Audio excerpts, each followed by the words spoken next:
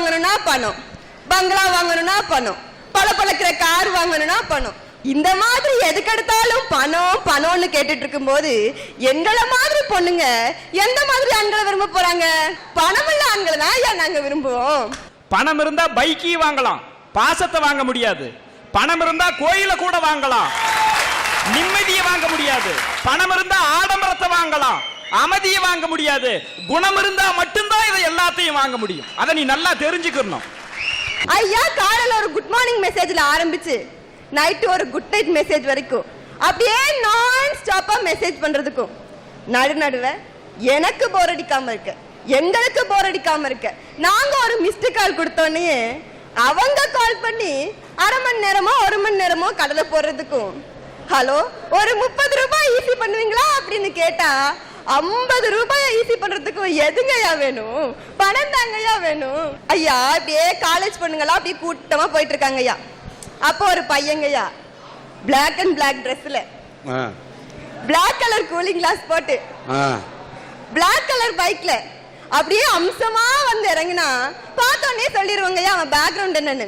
ஏன்னா பொண்ணுங்க மனசு கண்ணாடி மாதிரிங்க ஐயா. Black colour bike, black colour cooling glass, black colour set. நல்லா புரிஞ்சுக்கங்க, பொண்ணுங்களை பார்த்தா கடைசியில துக்கம் தான் முன்னாடியே சிம்பாலிக்கா சொல்றாங்க.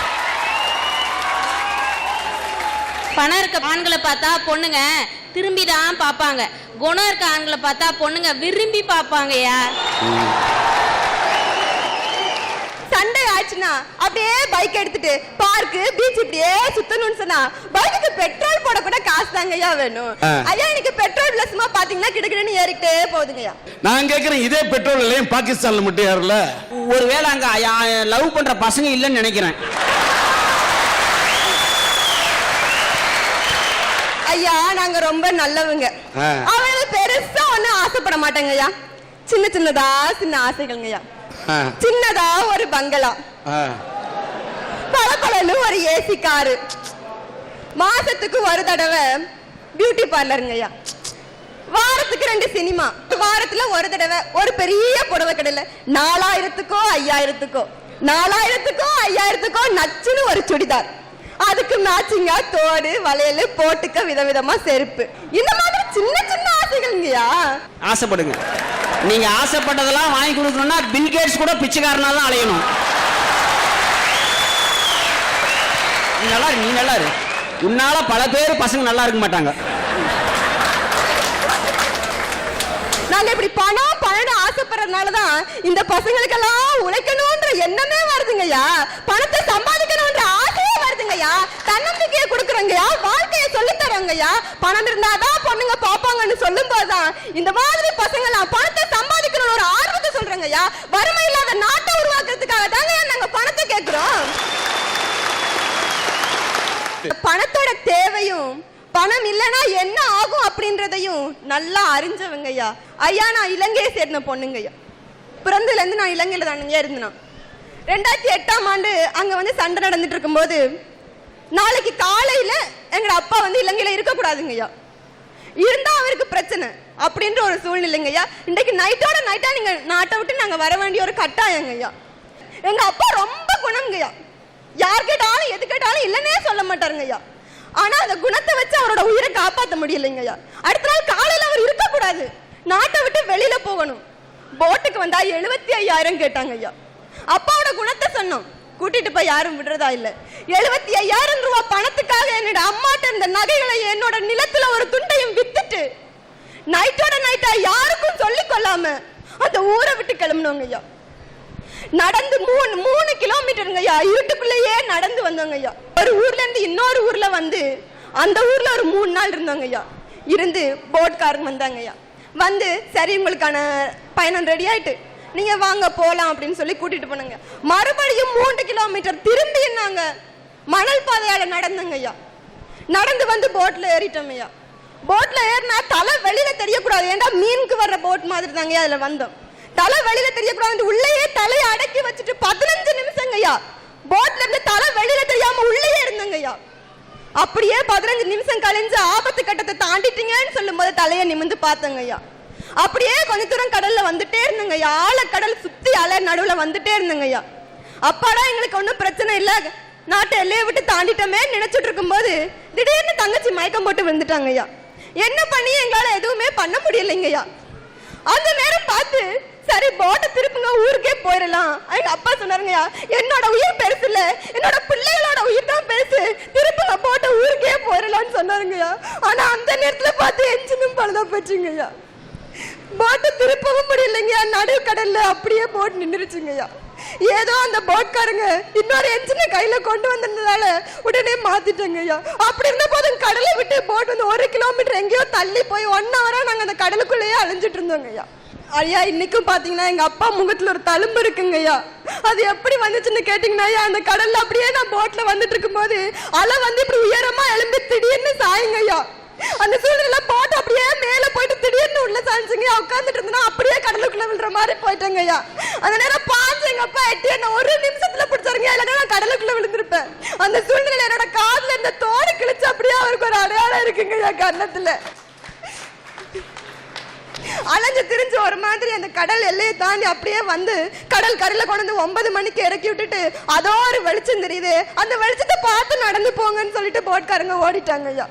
இறங்கி பார்த்தா முட்டி அளவுக்கு தண்ணிங்க ஐயா. எங்க அப்பா ஒவ்வொருத்தரையா கையை பிடிச்சு இறக்கி விட்டா காலில் சங்கு குத்துதுங்க ஐயா.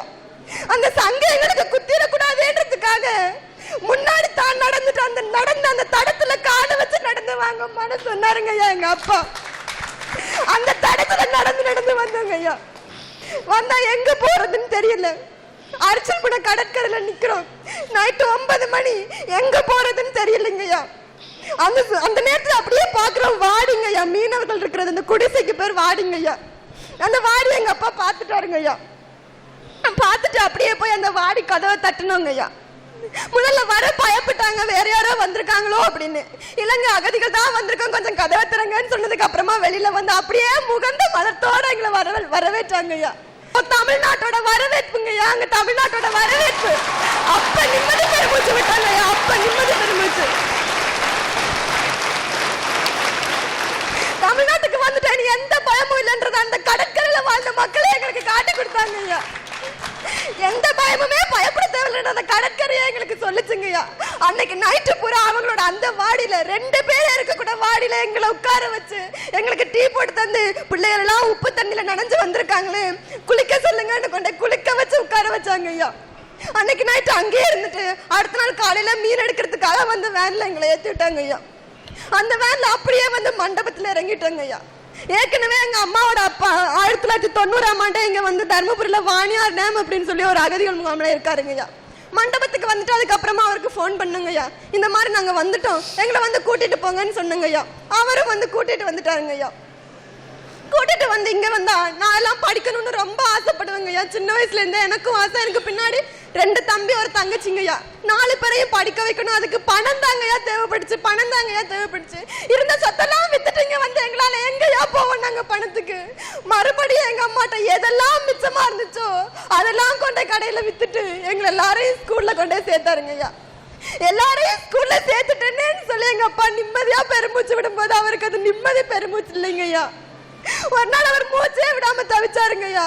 ஆஸ்பத்திரிக்கு கொண்டு போனா ஹார்ட் அட்டாக்னு சொல்லிட்டாங்க ஐயா. ஹார்ட் அட்டாக் வந்து அப்பாவை சேலத்துக்கு கொண்டு போறதுக்கு வேனுக்கு கூட 1000 ரூபாய் கொடுக்க முடியாத சூழ்நிலையில இருந்தங்க ஐயா. என்னோட கழுத்துல கடைசியா இருந்த ஒரே ஒரு செயினையும் கொண்டு போய் அடகு வச்சுட்டு அந்த காசுல சேலத்துக்கு அப்பாவை கூட்டிட்டு போனாங்க ஐயா. அங்க போனா டாக்டர் சொல்றாங்க 1 மணி நேரம் முன்னாடி வந்திருக்கலாம், இல்லம்மா இவ்வளவு லேட்டா கொண்டு வரீங்களா, எங்களால காப்பாற்ற முடியாதுன்னு சொன்னாங்க ஐயா. அந்த நேரம் எனக்கு பணத்தோட வலி தெரிஞ்சுச்சுங்க ஐயா. அந்த 1000 ரூபாய் 1 மணி நேரத்துக்கு முன்னாடி எனக்கு கிடைச்சிருக்கலாம் இல்லைங்க ஐயா. அப்பா அழுதங்கய்யா, அழுது புலம்பி எங்க அம்மாவும் எங்கெங்கெல்லாம் சைன் போட முடியுமோ அங்கெங்கெல்லாம் சைனை போட்டு எப்படியாச்சும் காப்பாத்துங்கன்னு கதறி அழுதாங்கய்யா. எனக்கு 2 மாமாவும் இருந்தாங்கய்யா. அவங்கள்ட்ட என் குணம் தாங்கய்யா இருந்துச்சு, எங்க பணம் இருக்கணுங்கய்யா. அவங்க குணத்தோட வந்து ஆறுதல் வார்த்தை சொன்னாங்க. ஆனா அது எங்க அப்பாவோட உயிரை காப்பாற்ற பயன்படுதுங்கய்யா. 5000 ரூபாய்க்கு பேட்டரி வச்சா மட்டும்தான் எங்க அப்பாவோட ஹார்ட் துடிக்கும்னு டாக்டர் சொன்னாருங்கய்யா. 1000 ரூபாய் கொடுத்து ஆஸ்பத்திரிக்கு கொண்டு போகவே வழி இல்லாத நாங்க 5000 ரூபாய் கொடுத்து எப்படி எங்க அப்பாக்கு ஹார்ட்டுக்கு பேட்டரி வாங்கி பொருத்துவோம். அங்க இருந்து இங்க வந்ததே அப்பாவோட உயிரை காப்பாத்துறதுக்காக ஐயா. ஒரு 5000 ரூபாய்க்கு என்னோட அப்பாவோட உயிரை இழந்துருவேன். அந்த நேரம் பணத்தோட வழியான துடிச்சு கதறி அழுதையா. அப்ப என்னோட கதையால மட்டும்தாங்க ஐயா முடிஞ்சிச்சு. ஏன் சொல்லுங்க, இதுவே நான் ஒரு வேலைக்கு போற பொண்ணா இருந்தா 4 பேர்ட்ட போய் கடன் கேட்டிருப்பாங்க ஐயா, எல்லாரும் கொடுத்துருப்பாங்க. நானே ஒரு +2 படிச்சுட்டு இருக்க பொண்ணு, நான் போய் யாருக்கிட்டங்க ஐயா கேட்க முடியும்? உடனே போன் பண்ணங்கய்யா, மதுரையில இருந்தாங்க சித்தப்பாக்கு. சித்தப்பா இப்படி அப்பாக்கு அவசரமா 5000 கேட்டுறாங்க. இல்ல நான் ஹார்ட்டே துடிக்காதுன்னு சொல்லிட்டேங்கய்யா. அவர் அங்க இருந்து இங்க வர்றதுன்னா ரொம்ப நேரம் ஆகும்னு சொல்லி சேலத்துல இருந்த இன்னொரு சித்தப்பாக்கு போன் பண்ணி 5000 அவசரமா கொண்டு வந்து கட்டினாங்கய்யா. அப்படி கட்டித்தாங்கய்யா எங்க அப்பாவோட ஹார்ட் துடிச்சிச்சு. இந்த மாதிரி சூழ்நிலை இருக்கும் போதுங்கய்யா எப்படிங்கய்யா எனக்கு பணத்தை பத்தி தெரியாம இருக்கும்? இன்னைக்கும் நான் இந்த மேடையில இங்க நின்று பேசிட்டு இருக்கேன்யா. ஆனா எங்க அப்பா எங்கேயோ ஒரு மூலையில கண்ணுல கண்ணீரோட கை தட்டிட்டு இருப்பாருங்கய்யா. நான் இன்னைக்கு இந்த மேடையில நின்று பேசுறதுக்காக அவர் பட்ட பாடு கொஞ்சம் நெஞ்சங்க. எல்லாம் ஹார்ட் பேஷண்ட் ஆகி ஒரே மாசம் தான் வீட்டுல இருந்தாருங்கய்யா. சாவியோட உச்ச கட்டத்துக்கு போயிட்டு வந்து ஒரே மாசம் தாங்கய்யா வீட்டுல இருந்தாரு. ஒரு நாள் ஸ்கூல் போலான்னு கிளம்பிட்டு இருக்கேன், எனக்கு முன்னாடி அவர் கிளம்பி நிக்கிறாரு. எங்கப்பா இவ்வளவு காலையிலேயே கிளம்பி நிக்கிறீங்களே அப்படின்னு கேட்டேன். நான் வேலைக்கு போறேம்மான்னு சொன்னாரு. என்னப்பா சொல்றீங்க, ஒரு மாசம் கூட ஆகலையே வேலைக்கு போறேன்னு சொல்றீங்களே, என்னப்பா இது அப்படின்னு கேட்டேன். ஒரு மாசம் நான் படுத்திருந்ததுக்கே எங்க வீடு இப்படி ஆயிடுச்சு, இன்னும் நான் படுத்திருந்தா உனக்கு காலேஜுக்கு யாருமா ஃபீஸ் கட்டுவா, எங்க வீட்டுல அடுப்பு எப்படிமா எரியும்னு சொல்லிட்டு அன்னையில இருந்து இன்னைக்கு வரைக்கும் வேலைக்கு போய் உழைச்சிட்டு இருக்காருங்க ஐயா. ஒரு நாளைக்கு 250 ரூபாய் சம்பளத்துக்காக கையில பெயிண்ட் வாளியோட ஒவ்வொரு வாகனத்துக்கு கீழே எங்க அப்பா படுத்திருக்கும் போதுதாங்க எனக்கு பணத்தோட அருமை தெரியுது. அந்த பணம் இல்லாட்டி என்ன நடக்கும்ன்ற வழியும் புரியுதுங்கய்யா. இப்ப கூட டாக்டர் போன வாரம் கூட ஹார்ட்டோட நிலைமை ரொம்ப மோசமாயிடுச்சு, சர்ஜரி பண்ணிக்கோங்கன்னு சொன்னாரோ. எங்க அப்பா எங்க கிட்ட சொல்லலைங்கய்யா, எங்க அம்மா கிட்ட வந்து சொல்றாருங்கய்யா, சர்ஜரி பண்ணுப்போ எனக்கு ஏதாவது ஆச்சுன்னா என் பிள்ளைகளை யார் பாப்பா, நான் இப்ப அவங்களுக்கு என்ன வச்சிருக்கேன், அதனால என்னால மாத்திரை போட்டுட்டு 1 வருஷமோ 2 வருஷமோ எத்தனை வருஷம் இருக்க முடியுமோ அத்தனை வருஷம் இருந்து என் பிள்ளைகளை குழைச்சு கொடுக்குறேன்னு சொல்லிட்டு இன்னைக்கு வேலைக்கு போயிட்டு இருக்காருங்கய்யா. அந்த மாதிரி பணத்துக்காக ஓடி ஓடி உழைச்சிட்டு இருக்க, பணத்தோட தேடலையும் தேவையும் புரிஞ்சுக்கிட்டு அப்பா இருக்கிற குடும்பத்துல வந்து பொண்ணு நான் சொல்றேங்கய்யா, இன்றைய காலத்துல பணம் தாங்கய்யா பெருசு, பணம் தாங்கய்யா.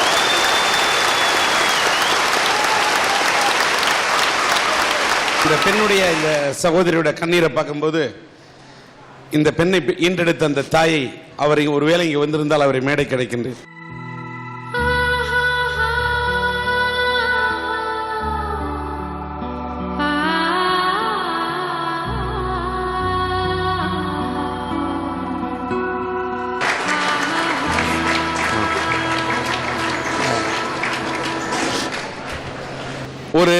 ஒரு புண்ணான தமிழனை, ஒரு புண்பட்ட தமிழனை இந்த மேடைக்கு நான் அழைச்சி இந்த ஈழத்திலிருந்து வந்த இந்த பெண்ணோட கண்ணீர் கதையை கேட்கும்போது கண்ணீர் வராதவங்களுக்கு கூட கண்ணீர் வரும். இருண்டு போன அவங்களுடைய வாழ்க்கையில இன்னைக்கு ஒரு சின்ன ஆறுதலாக இருக்க வேண்டும் என்று சன் டிவியுடைய அரட்டை அரங்கமும் SRM பல்கலைக்கழகமும் இணைந்து இவருடைய மருத்துவ செலவுக்காக முதற்கட்டமாக இந்த 10,000 ரூபாய்க்கான காசோலையை இந்த மேடையில் அறிவிக்கின்றோம். இவர் முருகன் நகைக்கடை, அந்த பெண் தன்னுடைய குடும்பத்தை காப்பாற்ற தங்க செயினை அடமானம் வைத்து என்று சொல்கிறார். அதற்காக அந்த பெண்ணுக்கு நாளை காலை நகைக்கடையிலிருந்து அவருக்கு அந்த செயினை இவர் இலவசமாக அவருக்கு தருகிறார் என்று இந்த மேடையிலே வாக்குறுதி அளித்திருக்கிறார். வாழ்த்துக்கள். நம்முடைய பேராசிரியர் இளங்கோவன் ஐயா அவர்கள் இந்த ஈழத்தமிழர்களின் குடும்பத்துக்கு அந்த பெண்ணுடைய கண்ணீரை பார்த்து 10,000 ரூபாய் அவர்களுக்கு அளிக்கின்றார். உங்க கையாலே கொடுங்க, 10,000 கொடுங்க. மாதேஷ் அவர்கள் 10,000 ரூபாய் தருகின்றார். நன்றி. தர்மபுரியை சேர்ந்த உதயச்சந்திரன் 10,000 ரூபாய். நன்றி. கணேஷ்மல் அவர்கள் இப்பொழுது 5,000 ரூபாய் இந்த ஈழத்தமிழர் குடும்பத்துக்காக கொடுக்கிறார். கணேஷ்மல் அவர்கள். அது மட்டுமல்ல, நம்முடைய திருப்பத்தூர் பொறியியல் கல்லூரியிலே அந்த பெண் பொறியியல் படிப்பு படிக்க வேண்டும் என்று சொன்னால் 4 வருட படிப்பையும் ஏற்றுக்கொண்டு அவரை படிக்க வைக்க தயாராக இருக்கிறார் என்று கணேஷ்மல் அவர்கள் தெரிவிக்கிறார். அவருக்கு எங்களுடைய மனமார்ந்த நன்றி. மேகநாதன் இன்ஜினியர் அவர்கள் 5,000 ரூபாய். செங்கோட்டை கணேசன் அவர்கள் 2,000 ரூபாய் தருகிறார். வாழ்த்துக்கள்.